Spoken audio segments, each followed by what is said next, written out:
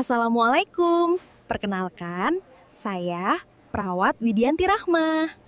Hari ini kita akan belajar bersama tentang etika batuk dan bagaimana cara menerapkannya dengan benar. Apa itu etika batuk? Etika batuk merupakan bagian penting dari pencegahan dan pengendalian infeksi di rumah sakit. Tujuannya untuk mencegah penyebaran percikan droplet yang dapat menularkan penyakit infeksi pernapasan. Mengapa etika batuk itu penting? Mencegah penularan penyakit melalui percikan batuk atau bersin. Melindungi pasien lain, keluarga, dan tenaga kesehatan. Mengurangi risiko infeksi di lingkungan rumah sakit. Mendukung program pencegahan dan pengendalian infeksi di rumah sakit.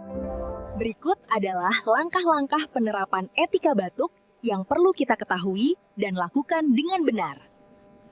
Pertama, tutup mulut dan hidung menggunakan tisu saat batuk atau bersin.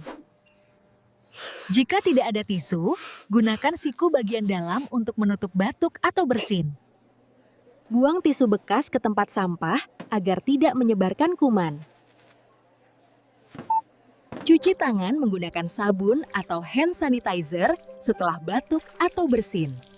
Gunakan masker jika sedang batuk atau pilek untuk melindungi orang lain.